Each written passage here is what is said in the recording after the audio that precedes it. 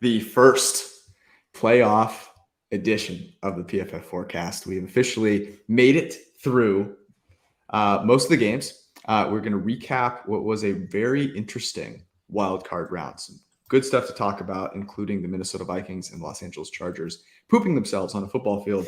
And we have a Minnesota Vikings fan and a Los Angeles Chargers fan to talk about it with. It's going to be great. We're going to do a little Lamar talk because now that the Ravens are out of it, is officially Lamar Jackson off season. And we'll take a look at some of the futures odds with Ben and, of course, guess the lines and make some bets for the divisional round.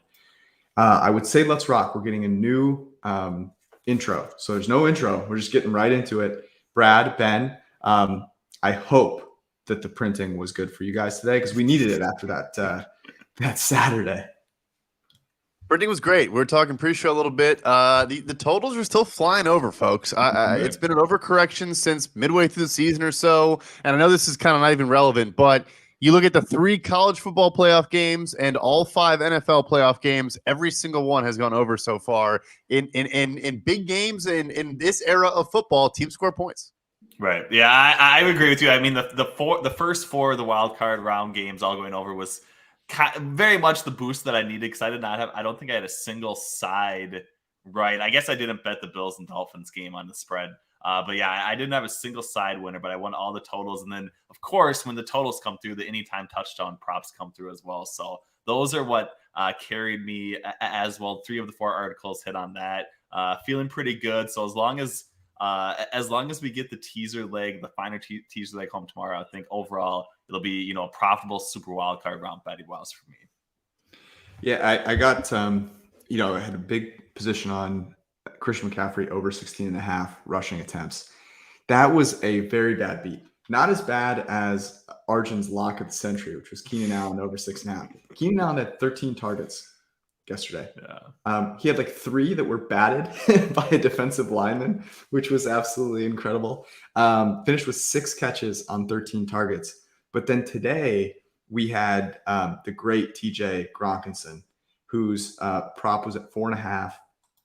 Obviously that sailed over. I also bet him 7-1 to lead the game in receiving yards. So that was great. And Stephon Diggs, an absolute send as well. Jamar Chase, a great day of football. Let's get into it and talk first about the game that we just saw where the Ravens and the Bengals played. And honestly, I mean, Bengals are very lucky to have come out of that one with a win because it took an interesting call. So Brad, your, I guess, takeaways from that game, which finished a 7-point spread, but may not have been that big of a difference. Yeah, I think Harbaugh is one of the best in the business. I think we'd all probably agree with that. And to even be in this game with Tyler Huntley and a couple other injuries elsewhere, guys like Marcus Peters who are healthy but were getting kind of just demolished the entire game, and still be in it. There's some moments with him where he kind of goes away from his bread and butter. I don't know why you're not QB sneaking low or just handing it to Gus Bus and just pounding the rock, in a very traditional manner. The jump over the top obviously been effective. We saw it with Trevor Lawrence when the penalty, one of many penalties on Joey Bosa last night, then he very easily just, put it over the goal line, and it was an easy 2-point conversion. But, I mean, that decided the game. And, yeah, since he got away with it, because I'm telling you, if Baltimore scores there, I have zero faith in Cincinnati going down and scoring 7 points against that defense. They couldn't move the ball at all the last quarter of the game. Right. Yeah. I mean, I would agree with you. I do think they did give Gus Edwards the rock on 2nd and 2, basically. I think you definitely probably go back to him on 3rd down there, but it also just felt like an egregious decision to try and go over the top, kind of like you said. And outside of that, like the Bengals trying to kind of close the game out weren't really impressive offensively. Obviously, things would have been different down 7 versus up 7 in that situation. But I think the offensive line concerns are going to be, I would say, very much a prominent talking point heading into Buffalo next week. And I think, overall their performance, I would say is probably very discouraging as they very clearly, I would say, kind of look like the 3rd best team in the AFC this particular weekend. The QB sneak was so funny because the takeaway from the Jaguars-Chargers game could have easily been, it should probably be that the Chargers blew it in a lot of ways. But the Jaguars, I thought, made some really shrewd decisions, not the least of which was leveraging their quarterback in a QB sneak situation where he was long enough to reach the ball. over the goal line there. Yeah, just a really, really interesting decision. But I will say this, as I think some of the takes around the Bengals will be, oh, they're not very good. They did not play that well. And what I would say is this was their third matchup against a division rival, which is the team that Joe Burrow has played worst against this season. And so going into Buffalo, I'm very interested to talk about this game. Buffalo barely beat Skylar Thompson and the Miami Dolphins. So before we get carried away with, are the Bengals for real? Should we be worried about them? I mean, like both teams kind of squeaked by. Let's talk about the Vikings really quickly. Go up 7-0. Giants immediately become like 2-1, which I think everyone in the printing press Discord, which if you're not a member of that yet, you got to get involved. Everyone immediately bet that live. All like 250 people in there were immediately smashing that. I think it was plus 5.5. So that was a lot of fun. Ben, you are a diehard Vikings fan. I don't know what purple. After today, don't put that on me today. You have a shrine to TJ Hawkinson in your home. Smaller one to Kirk Cousins there as well. Who do you blame more, Kirk Cousins or KOC? I mean, so look, I think we've known all season throughout Kirk's entire time I'll say this. I wasn't a huge Kirk Cousins proponent when he was in Washington. I obviously, would say in some ways I wasn't as familiar with his game as obviously I have become in Minnesota. But like, you can't give that guy any sort of route short of the sticks in 3rd and long and 3rd and crucial or 4th and long situations because he's going to take it every single time, right? And so I think going back to his tendencies, going back to the fact that he has very much shown the check down situation and key and crucial points consistently throughout his entire time in Minnesota. Like that really can't be an option. I think you maybe want to rip in some ways on, the play calling situation as well. Like, you pointed out sending Justin Jefferson deep. It did seem like the correct route and throw was probably to Adam Thielen coming out, or if he had a little bit of more time, KJ Osborne in the middle basically. But like the fact that they allowed, a Justin Jefferson fly route where he was double covered in that situation does seem like a little bit of an egregious route for him specifically in that situation. So I don't know. I obviously like want to point the finger at Kirk, but Kirk is very much who we kind of think he is at this point, right? And losing that game in that fashion, obviously maybe wouldn't have got there in overtime either, but the fact that he wasn't even kind of willing to let somebody, I would say, throw the football downfield, it just speaks to where this current Vikings team is at. And unfortunately, you just can't win, I would say, meaningful football games with a Kirk Cousins type at quarterback, especially the fact that, looking across the field from him today, with a guy like Daniel Jones, and we can maybe talk about what the Giants should do with him at a later point, but like he very much at least provides things on the ground game or can actually make some plays with his, rushing ability. And I think that's maybe the key shift that we've seen kind of completely take hold, I would say, at the NFL level this year is like, if you're a pocket passer like Kirk Cousins that doesn't provide much, from that, that doesn't provide much from a rushing perspective, like your offense is severely limited. And so unless you're, Tom Brady in his prime, like it's really tough, I would say, to kind of carry a football team with that guy at quarterback. So I think that's maybe the fundamental shift overall, because, Daniel Jones was very clearly the better quarterback in this particular game. And if that was the matchup and that was kind of tilted in the Giants' direction, like they didn't have the Vikings didn't have any other shot, I would say, to win this game. So it's unfortunate. It's expected. It's Vikings football. That's all I can say. I have a take. Initially, so that if you look at the play, both Jefferson and Thielen run deep routes. KJ Osborne runs an over from left to right over the middle, deep over. And TJ Hawkinson runs an out route that does not even come close to approaching the line to gain. Okay? There's no like, either he didn't know where the line to gain was, he ran the wrong route, something like that. So I saw that and I was like, actually, I kind of think this is KOC's fault. Like this is, you got to drop a play that gives him some options here, especially because the Giants blitz at the highest rate in the NFL. Dexter Lawrence had been just eating alive that interior. You knew he didn't have time. You cannot not throw the ball to Justin Jefferson there. I'm sorry. Like it has to go to Justin Jefferson unless he's got like 3 people on. But I think that this is chess, not checkers. I think that KOC was making a point that my quarterback he's a robot. He is. He's too stupid. It's like he is not going to be smart enough to overcome anything that is put in his way. He literally can't figure out where the line to gain is. I gave him a play. He ran that play and didn't throw it to any of the guys that were past the line to gain. And he's going to try and leverage that to get Kirk out of Minnesota. That's my take, and I'm sticking to it. I honestly, it's an awful play call.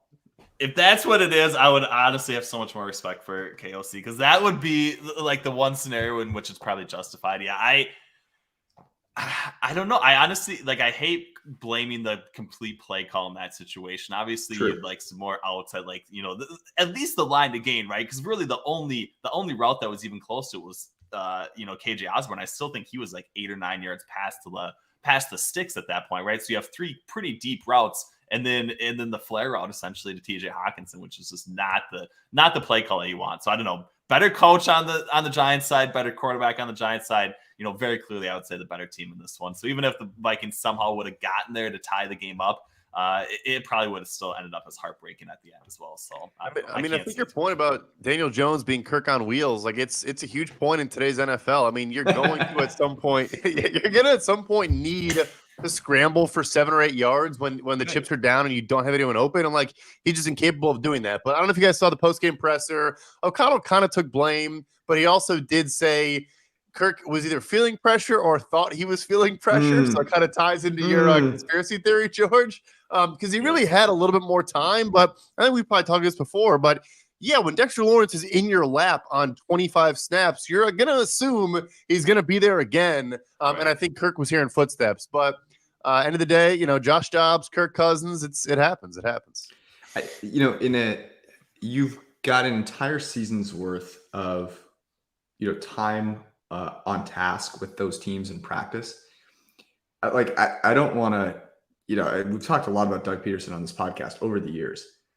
What Doug Peterson did on a very important 4th down in that game against the Chargers was elite, right? He totally fooled the opposing team. He put backs, 3 backs next to each other. People had no idea what was going on. Travis Etienne is scooting out to the right after lining up to the left side of Lawrence. And I feel like you got to do better than that in that situation. But I think he was proving a little bit of a point. Let's talk Lamar here before we get into Super Bowl and conference futures, because I think it'll be interesting to see where we think the strongest teams are after this wild card round, or most of this wild card round. Start with you, Brad. The Ravens defense played really, really well down the stretch. Made Joe Burrow work. It was his toughest opponent over the course of the season. No Lamar. There was an interesting tweet by RG3, which he has a lot of interesting tweets. But this one was, I think maybe there's kind of some actual truth and interest to it, which was he, of course, had that playoff game in his rookie year where he came back from injury, wore a brace, basically torched his knee, and was never the same again. All the reasons may include other things than just the knee. But it's an interesting point. Lamar sits out of this game, does not play, as he should if he's not completely healthy, especially without a contract in front of him. What do you think is going to happen with Lamar? So I think that in a weird way, Lamar, you kind of need him more. And I don't even mean that in the sense of you see how bad they are on offense when he doesn't play. You see Huntley with, an ugly interception, some other ugly throws. But I also think it's more so at this point, you're resigned to when you have all these expensive players, your left tackle, your top corner, Marlon Humphrey, your top safety, Marcus Williams, now Roquan Smith, the highest paid off-ball linebacker in the NFL, yada, yada, yada, yada. You're not going to add major weaponry. So you honestly need a quarterback that is a one-man walking offense. I think it's almost made him more necessary and more important to just, hey, we're going to run the football. We're going to shuffle through 3 or 4 running backs, and we're going to have Mark Andrews, have some big catches here and there. End of the day, I think they're going to franchise tag him. I don't think it's that weird he didn't travel today. I know people were trying to make it a controversy that he did not travel with the team today. I know people were trying to make it a controversy that he tweeted about his own injury. Technically, you're not really supposed to talk about your injuries. But look, he's allowed to do whatever he wants. It's his body. I think they're going to franchise tag him with the exclusive tag, which will be about $45 million. And they're going to have to work around the books with that and obviously restructure deals and figure that out. And then just go to battle on this contract negotiation. But they're not going to give him a fully guaranteed contract. No one is. I know fans keep asking this. Did Watson set a precedent? Yada, yada, yada. I mean, good luck to everyone arguing it. It's not going to happen, in my opinion. So I think we'll get a franchise tag, and I wouldn't be surprised if he plays on that franchise tag next year. I kind of think you're right. And I guess it's interesting. What do you think is the barrier? Is it that he is going to hold out for that fully guaranteed type of deal? And that's why they're not going to get a deal done? Like that seems kind of ridiculous. I do. I think you really think other players are saying, and look, other players are saying this guy who is clearly not a good human being for a million different reasons got this deal. Why can't I, who shows up to the building every day and works hard and does a lot of work in the community? I get all those things. I get all those arguments. At the end of the day, there has been one contract situation in the history of the NFL that was like Deshaun Watson's. It was Deshaun Watson's. He was effectively a free agent, even though he was a top 10 quarterback in the NFL at 26, 27 years of age, whatever it is. That has never happened before and will never happen again because those guys either get extended or they get franchise tagged or if you pick up the fifth-year option, so on and so forth. So, like Joe Burrow's not going to get it. Justin Herbert's not going to get it. Go down the list. The guys are not going to get that fully guaranteed deal. And I will say this too, though. I do also think you can't I think that's a lot of it. I also think Baltimore does wonder, hey, once we give this guy, let's ignore the structure. Once we give this guy 45 to 55, $50 million a year, let's say, can we still spend around him on this roster on the offensive line and on the defense and so, and still be as good as we are? And I don't know if they think the answer to that question is a definitive yes. I don't know. It's going to be very interesting. Let's talk futures now. So looking at these are on FanDuel. Let's start with the conference winners. So not surprisingly, the 2-1 seeds are still the favorites in each NFC and the AFC. Let's start with the AFC. Chiefs are plus 150, Bills plus 175, Bengals plus 350, and the Jaguars are plus 1100. We know the Chiefs are playing the Jags. That's the early game on NBC on Saturday, and the Bills are playing the Bengals. That is the early game on Sunday. So start with you, Ben. Are any of these surprising to you, or do you think this is about right?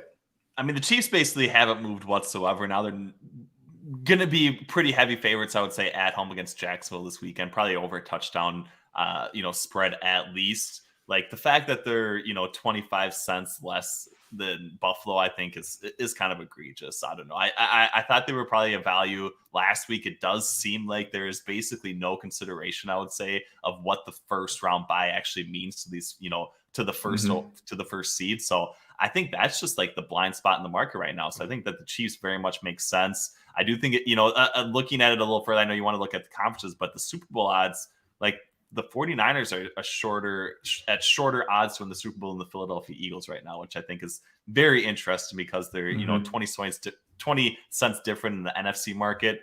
I would say that it's pretty much an opportunity based on a little bit of mispricedness with that first overall seed. And I think that those are the two teams that you absolutely have to look at. I know there's maybe some, idea of rust or anything else playing a role, but the fact of the matter is all six of these other teams essentially played really tough games this weekend. Kansas City and Philadelphia sat at home and very much still get the best matchup coming up next weekend. So I think those are probably the only two spots I could really get on board with if you're looking to, get some action down, I would say, in the futures market right now.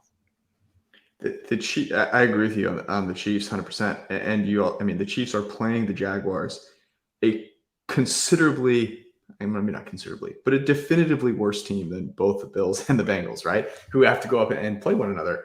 And then, the Chiefs would obviously play at home if they were to face the Bengals, play in Atlanta if they were to face the Bills. The Bills will, of course, play one additional game. Brad, anything on the AFC side that's interesting to you?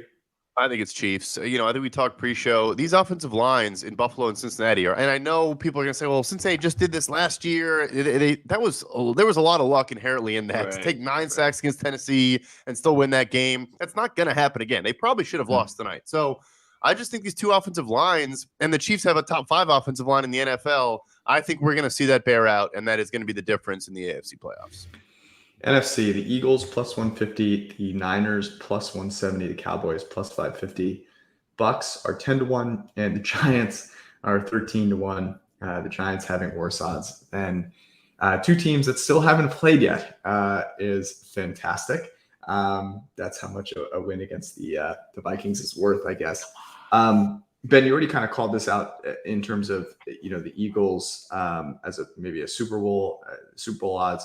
So let's look at those Super Bowl odds.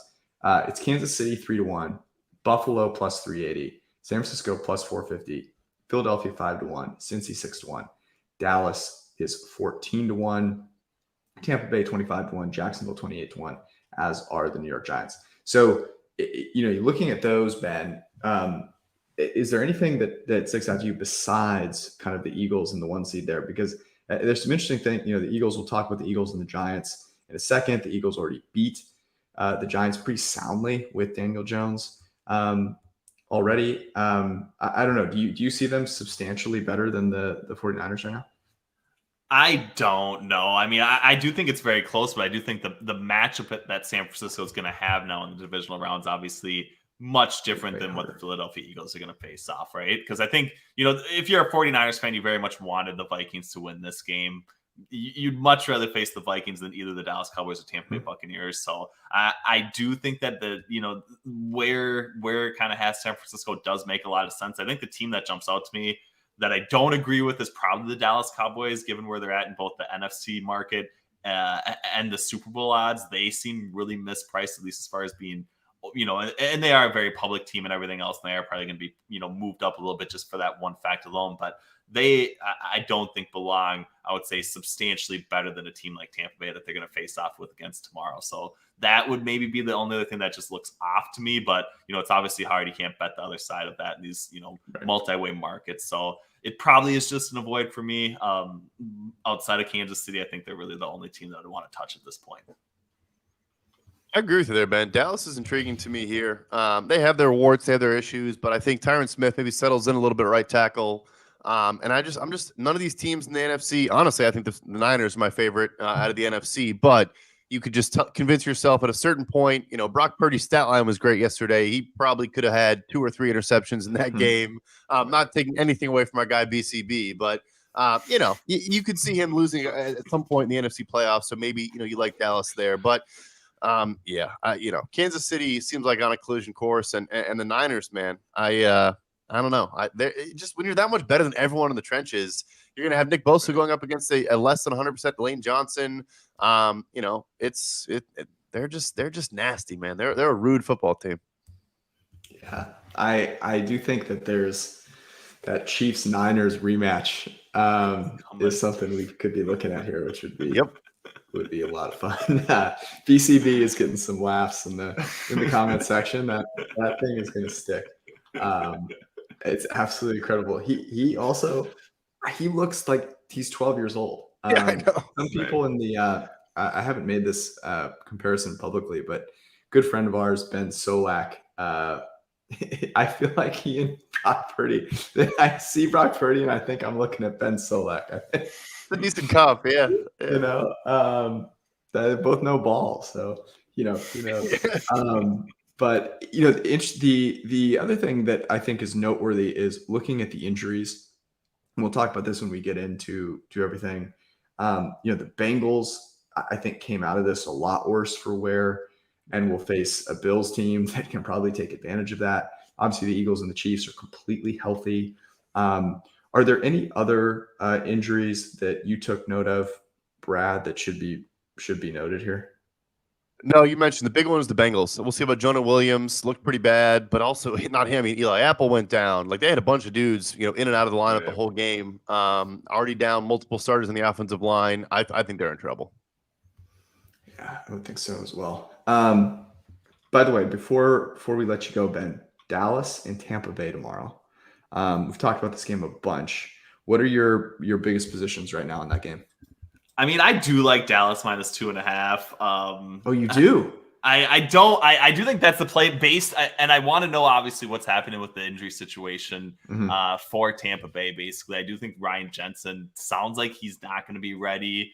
Robert Hainsley is questionable. I think he got in a limited practice as well. But like, if they don't have anybody in that interior offensive line, like Dallas defensively could probably win this game, I would say, on their own. So even without a Dak Prescott, even if Dak Prescott kind of plays similar to where he was at last week or in this week 1 matchup against Tampa Bay, like I still think Dallas could probably pull this one out. So I do like Dallas a decent amount. I think, Mike Evans, maybe over 5.5 receptions, the spot we like from the player props tool. I don't know. I think that the weird thing about Dallas is they match up really well against teams that kind of have that prototypical number 1 wide receiver and not really great against a team like San Francisco that can obviously spread the football around quite a bit. So I'm hesitant to really want to buy into Mike Evans in this game. It does seem like it would be, a spot where the offense very much needs to kind of go through Chris Godwin. So I'm not really touching anything from a props perspective yet, but I got our simulation article coming out tomorrow, and I will have some, I would say, pretty good, hopefully anytime touchdown scores from that. Didn't was it 3 for 5 today? Yeah, 3. Yeah, I only did 4 articles, 3 of 4, all plus 250 long. We had Isaiah Hodgins. The one I missed was Donald Parham, which I had him at like plus 700 when he first opened. I think that moved like plus 500. He did have a end zone target, actually. He did. He got fed in that game too. Like, he had a lot of targets in that game. He had a lot of targets in the game. So he was definitely involved, basically, which, is what we needed. I did have DK Metcalf in the first game, basically, as well. So that was a good hit. And I'm, for some reason, even I can't even remember what we had. But there was a game before the Vikings played, unfortunately, today. Dolphins and Bills. Dawson So you guys had Dawson Knox in that one. I had James Cook. I think he actually had he scored, but he was plus 220 or something. So those were the 3 that I had that hit, which in the article. So got it. You are not the first, you're not the only smart person that is kind of still backing the Cowboys. And I talked to someone on Friday, and they were like, everyone is writing them off. And I think it's a good point, which is I'd actually way rather back the Cowboys now in a situation where when you're the Cowboys, it's really interesting. If you have a semblance of a good game, everyone opens every single talk show. It's like, welcome to Get Up in the Morning. And Mike Greenberg's, they're in a cowboy hat and they talk about the Cowboys for 35 minutes. And it's either, can they win the Super Bowl, or is everyone getting fired and are they going to burn down the facility? There's no middle ground, right? And it's every time. So this entire week, it's been, hey, is Dak bad? Are they going to fire McCarthy? Like, all of these different things. And so I do think there is a good narrative there around, like, these guys are going to be really serious in this game. They have probably the more talented team, I think you'd have to say, and the more healthy team as well. So it's a really, I think, good and interesting take. You can find all of Ben's great work on the PFF app and pff.com, which with promo code forecast, I might add, you can get for 20% off a PFF Plus subscription. And I will point out that Ben references the simulation that we are working on that he is using for a lot of these first touchdown bets. And if you are a member of the PFF Printing Press Discord, you can get in on the beta test of that. Yes. So I encourage you. The link, it's on our Twitters and it's in the description as well. You can go check it out. Ben, we appreciate you. Can't wait to bet some games with you this week. Here we go. Keep it hot, guys. I appreciate you guys. Thanks for having me on. We will do our best as we wait for Arjun to jump on here. Going to pay the bills a little bit. DraftKings, if you have not signed up, I imagine there's a pretty shrewd group of people here. So maybe you need to give someone a little bit of a recommendation. They're looking for a new book, or you're in Ohio, or you're going to Ohio for the first time, or Massachusetts, or wherever you're traveling. Go to DraftKings, use promo code PFF when you sign up, and you can bet $5, just $5, on any team to win, and then get $200 in free bets instantly. It's that easy. And then all new and existing customers can take a shot at even bigger payouts with DraftKings Step Up same game parlays. You can boost your winnings with each leg that you add up to 100%. We're going to talk about a ton of games, not a ton of games, but all the games right now and the bets that we like. So get yourself ready to rock with promo code PFF on the DraftKings Sportsbook app. Use that promo code and bet just $5 and get $200 in free bets instantly only at DraftKings Sportsbook with promo code PFF. Minimum age and eligibility restrictions apply. See the show notes for details. Also, Western and Southern, our friends With all that money that you won, if you followed on the printing press, and you did, you can go invest it in whatever it is, the home of your dreams, retirement, home insurance, whatever, life insurance, whatever it is. At Western Southern Financial, they'll put a game plan together for you to make sure your money grows as opposed to going down the drain. So let it work for you at westernsouthern.com/PFF. Okay, Arjun. Yesterday, I just got to let everyone know. Yesterday at this time, in the Slack, Arjun let Brad and I know. He's like, guys, I don't know if I'll be able to do the podcast tomorrow. It was like 5 minutes after the Chargers absolutely just embarrassed themselves on national television. So I'm going to give you the floor here. Like, now that you've had 24 hours to let it sink in, where's your head at? What are you thinking about Staley, about Herbert, about the game? Where are you at? Yeah, I was legitimately questioning my fandom to football just in general and why I even like this sport. When your favorite team blows a 27-0 lead, the third biggest blown lead in postseason history, I mean, you kind of question what you're doing with your life just watching and spending hours debilitating about this team. I don't know what went wrong. The Jags, obviously, a lot of props to them, to Doug Peterson and Trevor Lawrence, well coached, well quarterbacked out in the second half. Like, I thought they had a great performance. I don't really have much takes about the coaching staff. I'm just going to let that play out. I think in terms of Herbert, I don't think he had the best game. It wasn't a game that, was up to his normal standards. I don't think he was the reason they lost. I don't think he got a lot of help from his coaching staff. Pass protection was pretty bad in the second half. And, obviously I don't like win-loss record as a QB stat, but it is tough 3 years into his rookie contract, the best window you'll ever have as an NFL franchise with an elite quarterback, and you have 0 playoff wins to show for it. And so something needs to happen. Either the roster needs to be upgraded, they need to get new receivers, a new offense. Something needs to happen so that they can be competitive, because as you can see, Trevor Lawrence, I wrote him off and he didn't write back very early in the game. And I deserved every old takes exposed that I got tagged under my tweets, but he is legit. And, the AFC, I think just in general, it's going to be very fun to see this group of quarterbacks duel it out for the next 10, 15 years. Let me ask you about Staley real quick, because I don't know why I turned on NFL Countdown today on ESPN, but I did. And so that meant I had to listen to Rex Ryan and his incredibly white fake teeth talk to me, lecture me about Brandon Staley. And what he said was, it was so funny. It was like, he was basically lambasting him for being way too aggressive. And then he goes, you know what? He has gotten better about that this year, which is good. And first off, no one watches ESPN NFL Countdown and thinks they're getting any actual insight about football. But I bring this point up because as someone that follows the team really, really closely, it seemed like Brandon Staley may have, I think he was leveraging math. I don't think it was all just like gumption and, I'm going to just go for it and send a message. But it is weird to me because he now seems to have gotten bullied out of that way of thinking. And if you're truly using math, like that you understand, you're not going to get bullied out of it, right? It's like, well, I understand the way these things work, and so I'm going to stick with it. But my God, I mean, it was like, it was like there was a race to who could kick 4 field goals would win the game yesterday. And do you think that like the media, the liberal media, has bullied Brandon Staley out of being aggressive and going for it on 4th downs and all these things? Like, I don't know. Do you think he's on tilt? What's your take on Staley there? Yeah, it's tough. I mean, obviously I'm speaking from an outside perspective. And yeah, I do think the media probably had some part to play in it. I do want to, I think you and Eric actually talked about this last year. I think it was either in the offseason or towards the end of the season.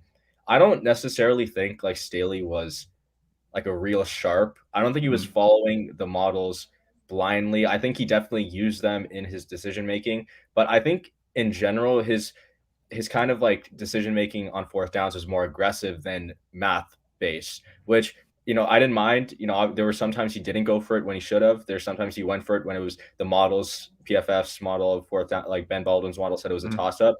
But I think something had to have switched where the math is the same, but he's just going for it less. And I do feel like the Staley last year would have gone for it on the 4th and 3 instead of going up, going from 10 to 13. And obviously that's a huge edge that he had last year, won the Chargers multiple games, but instead we saw Doug Peterson gain about, 20%, at least 20% win percentage points by going for it on 4th downs, while Staley lost, win percentage points by kicking and punting it. Brad, do you think it was the media? Do you think like Spanos sat him down like that? Ownership. Here's the perfect answer. No one today woke up, even though he probably lost them the game with some decisions. No one woke up and angry old fired head coach who's been fired from multiple buildings and said, this nerd, all he does is listen to the numbers, nerds. And they don't even know if the left guard's healthy and they've never suited up. And that didn't happen today. Yeah, he lost and probably got, bashed for giving up a lead and stuff like that. But it wasn't fundamentally questioning his decision-making at a core level. It wasn't saying he was an embarrassment to the game of football and that he wants to be a super genius. None of that happened today. It was just, they screwed up and they didn't play well enough. And so, yeah, I do. I think he was bullied out of being aggressive, and I think it cost them the game last night. Someone in the chat, Luke, asked, do you think it was the org? Like, do you think it was people in the organization?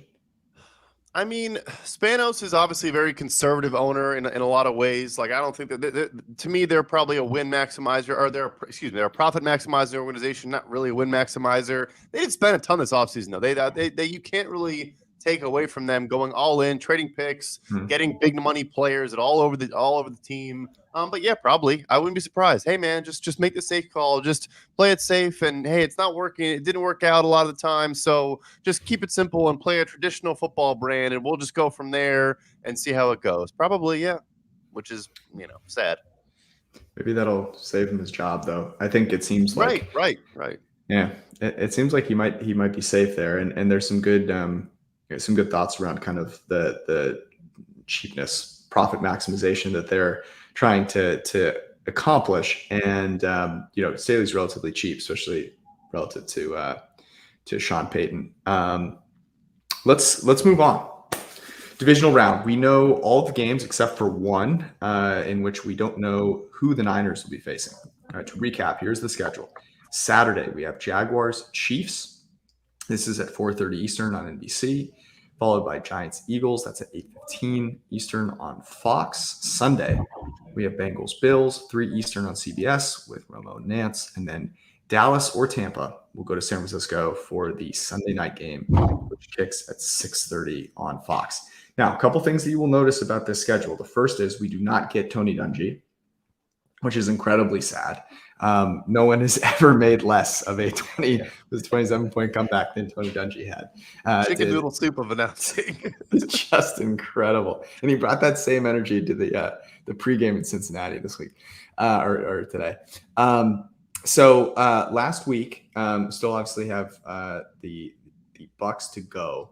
But a pretty good week across the board for us. We lost, obviously, the Chargers game, hit the overs in Miami, Buffalo, Seattle, San Francisco. Arjun had the under in Baltimore, Cincinnati on this show. I got great cleave on that because it closed 40 and I had the under 44. So pays to be in the stream. Absolutely beautiful. And a lot of really good prop action as well. So it was a good week last week. Let's see if we can keep it rolling this week. And let's start with Jacksonville and Kansas City. These are all rematches. Cincinnati, Buffalo, obviously that game did not actually get played, but Jacksonville, Kansas City is a rematch. This one in Kansas City, as was the first one. Arjun, we'll start with you. Yeah, so this game I went Chiefs -8. I went Chiefs -8.5. I went Chiefs -8, and it is Chiefs -9. I think in most places. Let's see here. I thought I saw an 8.5. Let me look at FanDuel here. Great radio. 8.5. 8.5 -115 for the Chiefs. So getting closer to 9. Arjun, total on this, by the way, 51.5. What's your take on this one? I was leaning towards the over in this game, but I think 51.5 is a lot.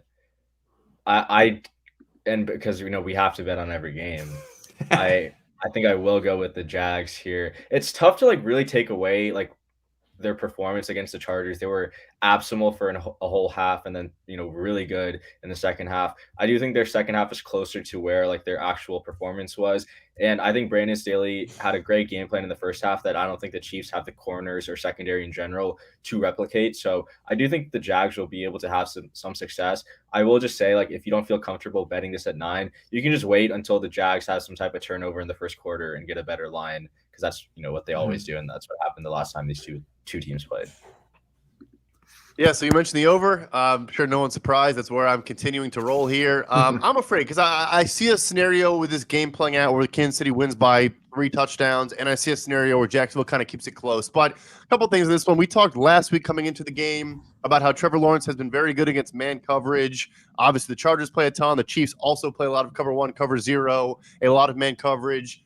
Their corners have gotten better. Their pass rush has gotten better, but they're still a defense you can take advantage of. They were top 10 in EPA per play on the second half of the season, though. I saw a bunch of comments about how bad their defense is. It's not that bad of a defense. But anyway, so the Jaguars, Trevor Lawrence does well against man. He also struggles against teams that disguise coverages, which the Chiefs also don't really do. So when they're set up in, middle of field close, they're going to stay there, or vice versa. And so I think they will be able to move the ball. And then, from matchup standpoint, I mean, Gerald Everett and Donald Parham both had big games. So I think Travis Kelce will be able to feast against, these linebackers and safeties in Jacksonville. I mean, I think they'll score, kind of at will. The Jaguars can't really generate a great pass rush. They're more of a good run-stuffing D-line. And my last rationale for it is, hey, this is Doug Peterson up against his protege, Doug Peterson, the protege, up against his, former boss and Andy Reid. I think they're both going to be just busting out the good plays, trying to, wow each other and really have some fireworks here. So I'm going to go with the over. I like where your head is at there. In the first matchup, and I would expect this to continue in this matchup, the best defensive tackle in the NFL, Chris Jones, 8 against Jacksonville, and I would expect him to do this again. The Jacksonville interior offensive line is not very good. Chris Jones, like a 93 PFF grade, it's the best among all defensive interior linemen. So that's one thing that worries me a little bit. I really like Kansas City as a teaser leg here.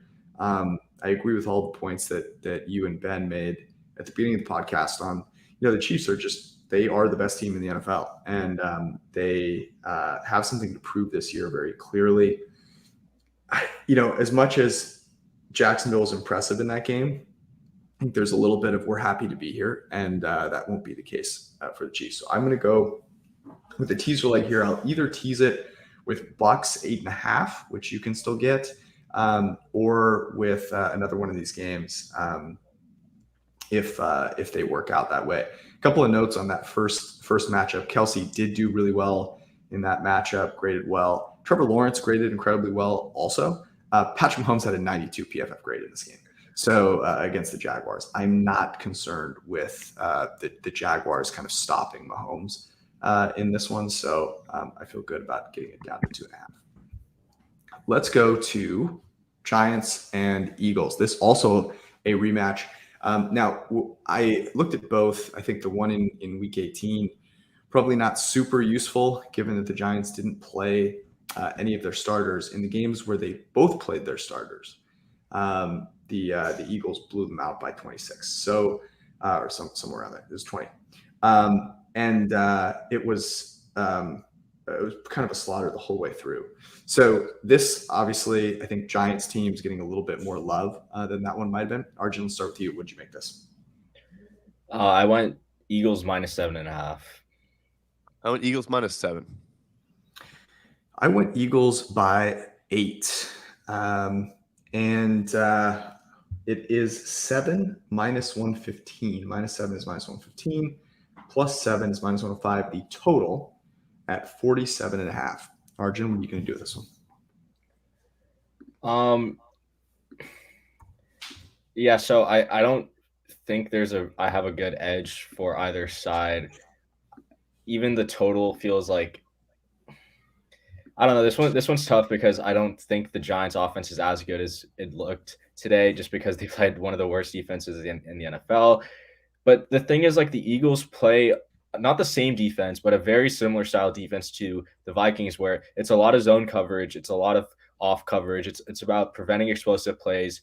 And I think the Giants could have some success offensively, but then again, the Eagles have had like 2 weeks to be ready for this, and they are one of the smarter teams in the league. So I think if I had to bet on this game, I would take the Eagles 7.5, but I can totally understand for the reasoning why, like the Giants, like as a plucky team, would be the side in this game.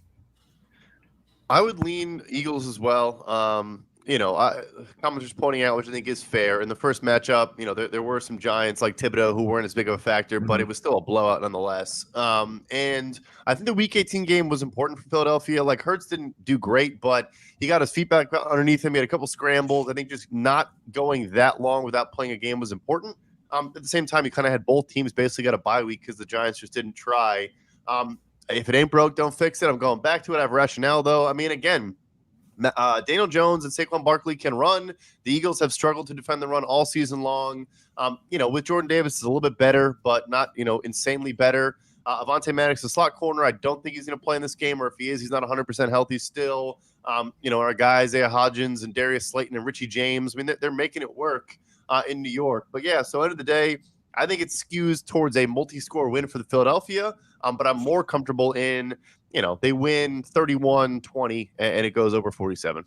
I think my favorite bet of the week is going to be whatever the Dallas Goedert lines are after what TJ Hawkinson did for us today against the Giants. In case anyone missed it because they were in a cave or under a rock, TJ Hawkinson had 10 catches for 129 yards against the Giants blitzing defense, the most blitz-heavy defense in the NFL this year. Almost half their pass plays, they do blitz. And so that, of course, leaves the tight end as a really good option. Adoree Jackson is back. Yeah, go ahead. Sorry, I just wanted to add another good look. You have to go with Boston Scott, the Giants killer, who scored a touchdown in all 8 games against the Giants in his career. I mean, it's like it's an auto bet for me whenever that line comes out. Yeah, I mean, his name's Boston. He's obviously going to be a New York Giants killer. And I think that so what we have to remember is that the Vikings suck. This is a really important point.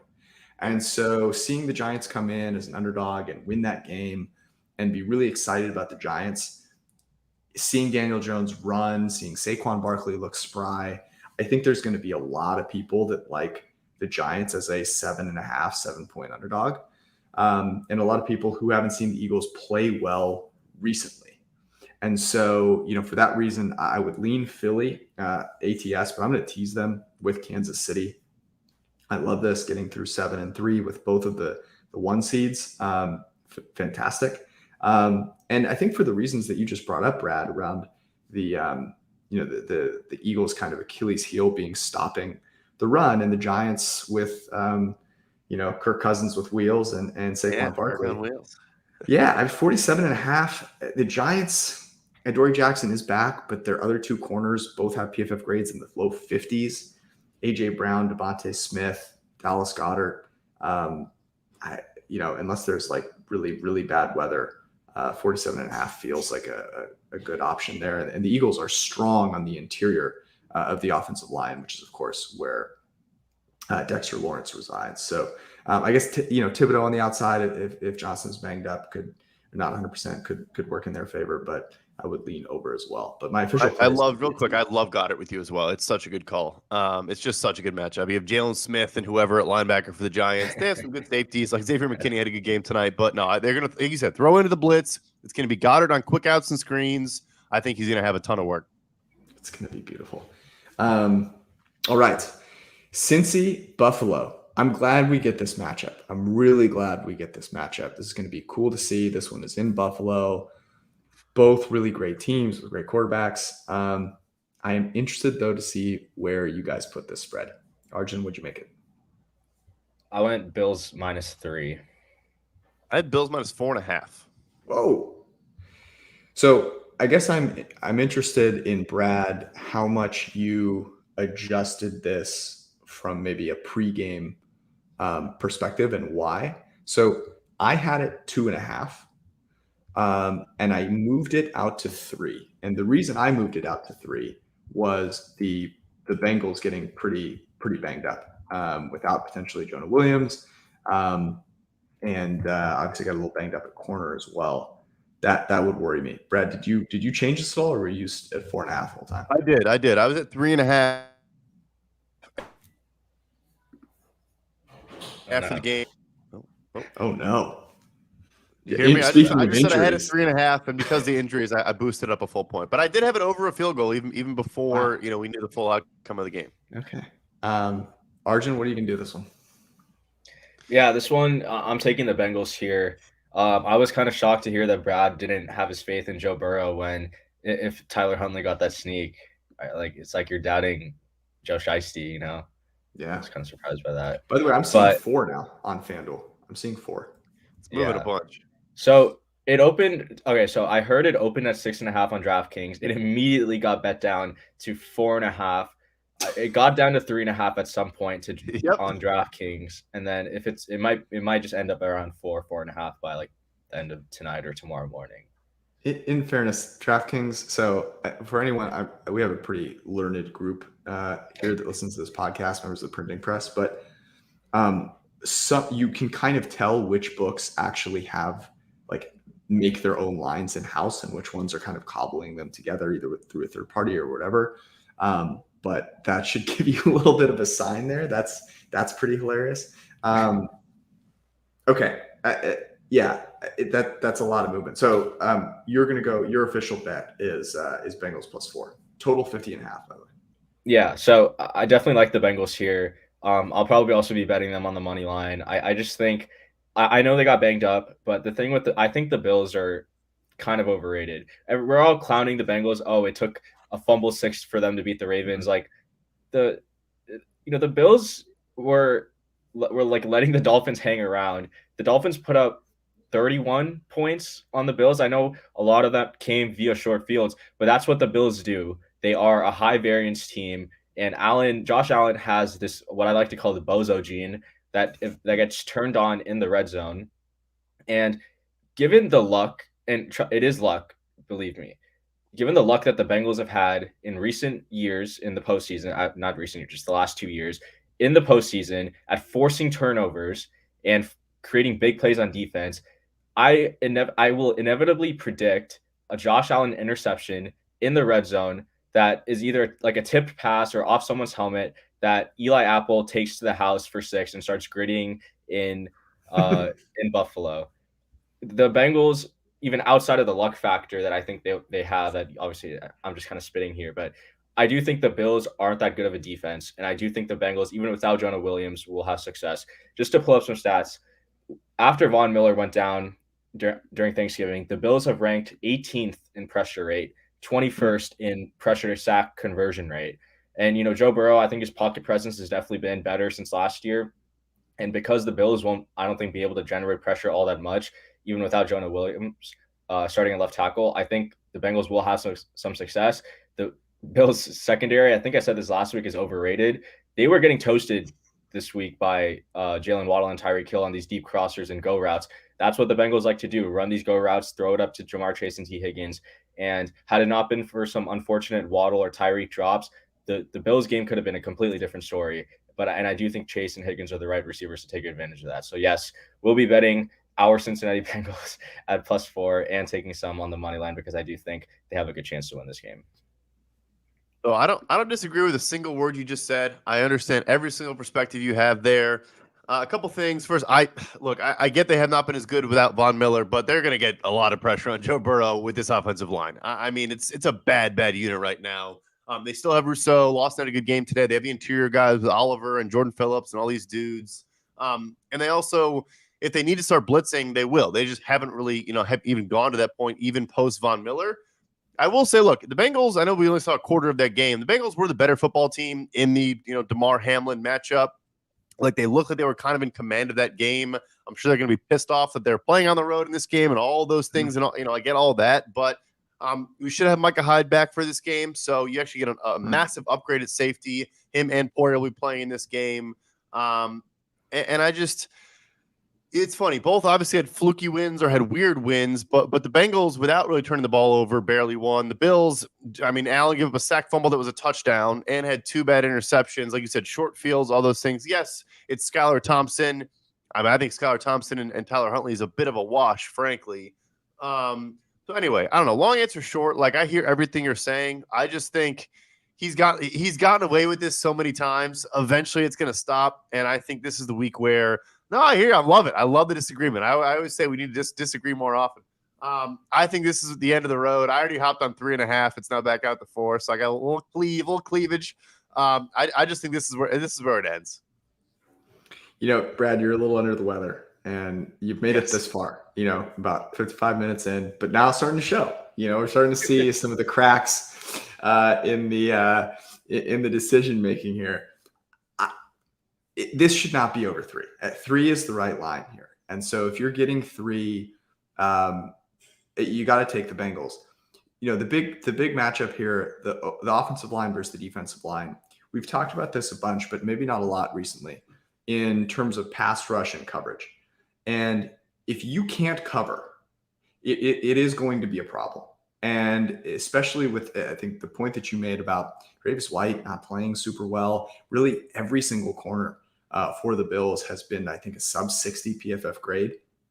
So really the 2 things that I'm looking at this game, like Jamar Chase should once again eat in this game. And Stephon Diggs versus Eli Apple is a crime against humanity. I mean, if you think that Eli Apple is going to get shaken out of the stadium against the Baltimore Ravens receivers and Demarcus Robinson, then Stephon Diggs is going to put Eli Apple into a literal spin slide. I mean, he's going to be in a tornado. Yeah. The dude is going to be in a blender continuously. So, I can already tell you, I think those are kind of the 2 angles there. You might even look at the over. But in terms of this game, I will take the Bengals +4. I think for all of the reasons that Arjun brought up, and looking at the Buffalo defensive line, you know, they certainly are quite strong. It's not as if the Miami Dolphins offensive line is something to be praised either. And I thought it was a little bit of it wasn't the greatest performance against a team that I mean, had no chance. Whereas the Ravens were a defense that has continuously challenged Joe Burrow. And, you know, while it wasn't his best game, the Bills are not quite that. So I'll rock with the Bengals +4. All right, we have potentially we have the Dallas Cowboys in San Francisco against the 49ers, or Tampa Bay Bucks in San Francisco. We'll obviously know who they're playing tomorrow night. So we're going to do a quick little playoff special tomorrow night. This trio, maybe 20, 25 minutes, where we'll talk about that game, take a look where the line is. But just to get some quick thoughts from you guys in terms of where you think this could be. Let's start with a Tampa win going to San Francisco. This obviously a rematch of a Brock Purdy, a BCB masterclass, if you will, on film, where they just torched Tampa Bay. Arjun, what would you make that if it was Tampa after a win going to San Francisco? If Tampa had to go to San Francisco, I think I would probably make it like Niners -7. Wow. I do think it's interesting that fundamentally, if they beat Dallas, it's kind of a win against a team similar to 49ers, right? Really good pass rush, kind of susceptible secondary that you can pick on a little bit. The nicest thing anyone said about the Cowboys all year. Yeah, it was very, but more like a similar style, I would say, more than like, or a similar approach to roster construction and where they're strong and where they're weak. Obviously, the offense in San Fran is chock full of many more weapons, but 7's a ton. I was going to say 5.5, but I mean, I know they obviously beat the brakes off less than they play it, but yeah, I was thinking 5.5 or 6. I was thinking 7.5, just because of that. I would be very worried about Tampa going in there, especially if they get banged up so easily. Even if I think the Dallas game will be a physical game, they get out of it. They're going to have 2 days less rest than the Niners will, which I think will make a difference. And I I think the Niners, I mean, that defensive line for the Bucs is just not special. And I think the Niners have their way there. Maybe even maybe they'll need to give Christian McCaffrey 16 or 17 carries in this game. Stop. God damn it. The only reason I got saved there was because I bet like all of the McCaffrey props. So I had yards, I had touchdown, but man, we deserved that. The process was so sound. And Elijah Mitchell was terrible, just terrible in that game. So I went 7.5. Okay, let's say Dallas wins, gets the dub in Tampa. Arjun, what would you make Dallas in San Francisco? I think I would go Niners -6. Yeah, I was going to say 4.5, 5. A little bit less than Tampa. Yeah, I basically just crossed 7. I said San Francisco by 6.5. You know, my thought is if they beat Tampa Bay, that means Dak didn't look like complete garbage. And so I think it's worth putting them on the other side of 7. They're probably a little more spunky, even if the defensive line for the Niners has their way with Tyron Smith. Like Nick Bosa versus Tyron Smith is a bad matchup for Tyron Smith. But at least Dak's got a little bit of mobility there.